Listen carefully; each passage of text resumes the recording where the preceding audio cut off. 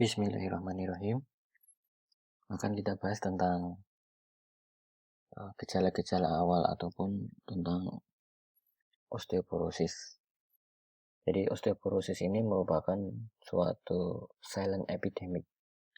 Jadi suatu kondisi dikenal di masyarakat sebagai tulang yang keropos ataupun tulang yang berkurang kekuatannya, tetapi jarang mengalami keluhan. Jadi jarang langsung mengalami keluhan, sehingga disebut sebagai silent epidemic.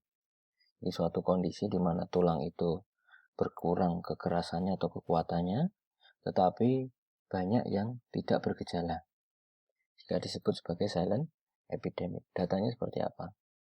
Bahwa osteoporosis itu secara harfiah artinya adalah tulang keropos.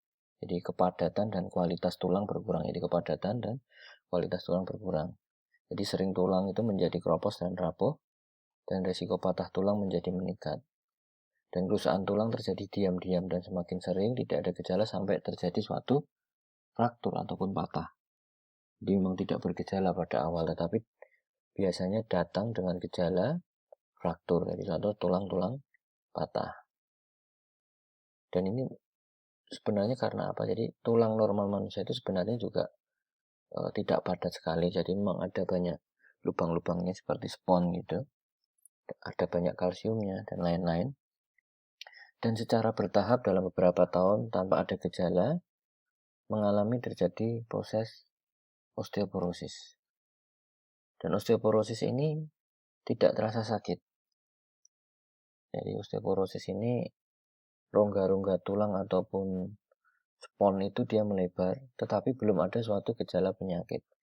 Yang akan muncul penyakit setelah mengalami patah tulang. Jadi setelah mengalami penyakit, setelah mengalami patah tulang. Sehingga kita harus tahu gejala osteoporosis. Yang pertama adalah postur bungkuk. Jadi postur punggung bungkuk seperti terlihat pada orang usia lanjut. Jadi harusnya postur tegak, ini posturnya bungkuk.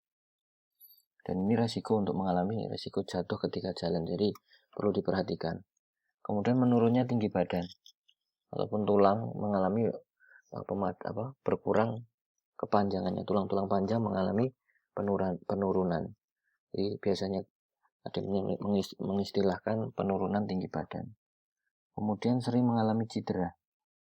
Jadi biasanya terjadi pada tulang belakang, pergelangan tangan, lengan, atau tulang pangkal paha. Ini sering mengalami cedera atau keretakan. Jadi tidak langsung mengalami patah, bahkan biasanya awal-awal mengalami keretakan terlebih dahulu. Kemudian akan ada namanya sakit punggung. Jadi merasakan sakit punggung yang berkelanjutan jangka panjang atau low back pain. Jadi ini gejala osteoporosis. Nanti pada video selanjutnya akan kita bahas tentang faktor-faktor resiko osteoporosis. Terima kasih.